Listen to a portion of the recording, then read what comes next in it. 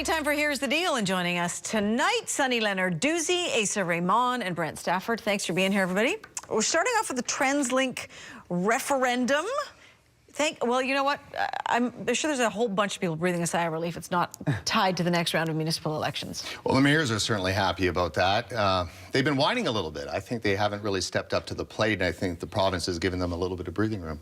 I also think the province is maybe skirting the issue a little bit and pushing it on the mayors so that if it isn't successful at the end of the day, it's almost the mayor's fault. That's how I read into it anyways. It's a very confusing issue, though, at the end of the day. Yeah, perception I'm getting as well is passing the buck a little bit and skirting the issue, as you mentioned, and just placing the ball in their courts and waiting to see what happens. Which is what they wanted, though. Right. They've been asking for that because that's in the good old days, that's how it used to run. Mayors had much more say until TransLink was brought in.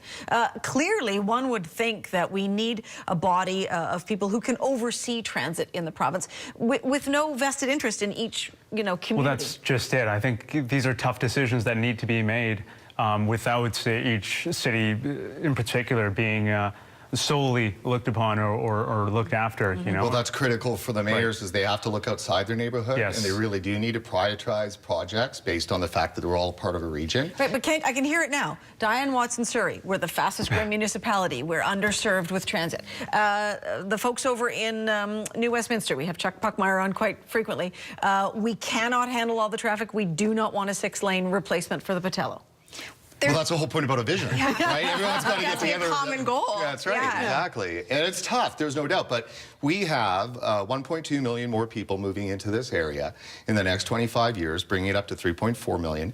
TransLink's identified $23 billion is what's needed to take our transit to be able to absorb these people and not paralyze the movement of goods and commuters across the region. So something needs to be done. I think the province has answered the mayors, and with the release today, they're providing a whole bunch of oversight and governance powers for them to have.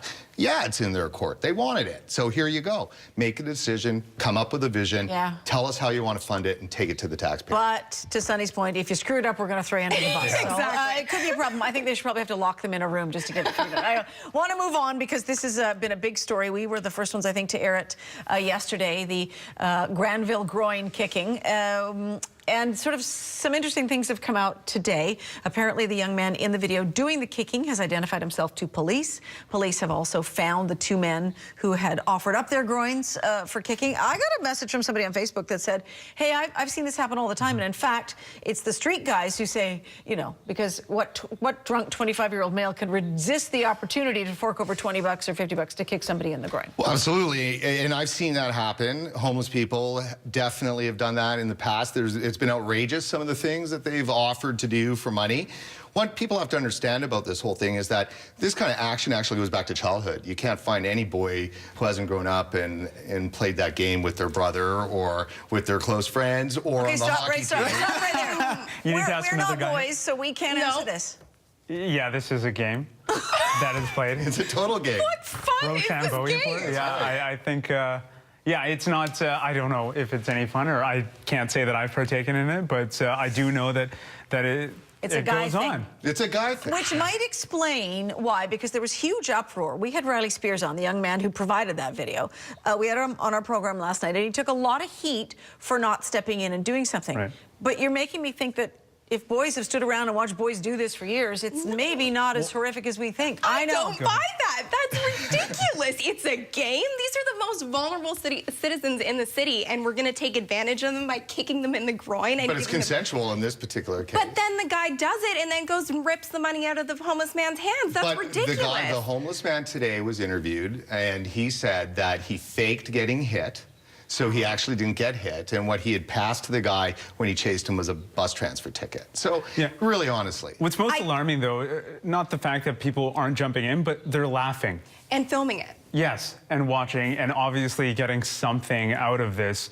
And then we're all guilty, I guess, for watching it as well. Well, Jackass in the United States, I mean, people are making millions of dollars having people, do but all sorts of weird things. They're taking accountability for it, and they're doing it for the amusement of others. I just don't agree with this on... But that's where it starts, because people won't do it on Granville if Jackass hadn't made it so popular. Right? Absolutely. And I think that what scares a lot lot of people is the lack of empathy from the younger generation. The best part about this, though, is that the police are involved, taking this very seriously. Now, and, yeah, they weren't yesterday. But at least some action is taking place now. And let me roll a clip. We've got Sergeant Randy Fincham of the Vancouver Police Department.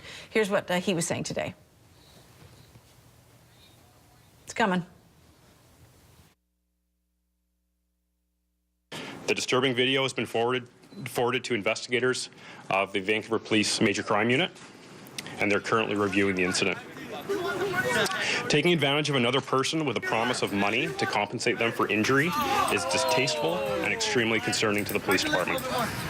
Although a person does have the right to consent to being hit, the actions leading up to and following the kick are being investigated as a criminal offense.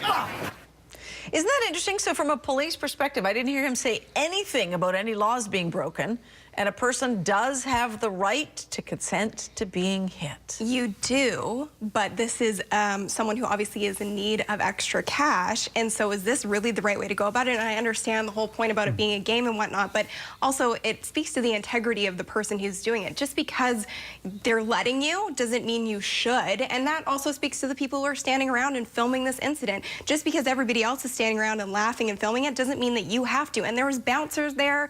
There are a lot of police on Granville, so I'd like to know where they were when this was actually happening. happening. What we were all saying. And this was apparently out front of probably the most notorious club on Granville. Who hasn't heard of the Roxy? And it's like, really? There were no police there? You gotta be kidding me. Like, they're always around there. Where were they? Yeah. All right, gang, we're out of time. Thank you, Brent Stafford, Asa Rehman, and Sunny Lenarduzzi. Nice to see you all. Coming up next on Unfiltered, the children's representative on the latest tragic case of a child in government care, slipping through the cracks until she committed suicide.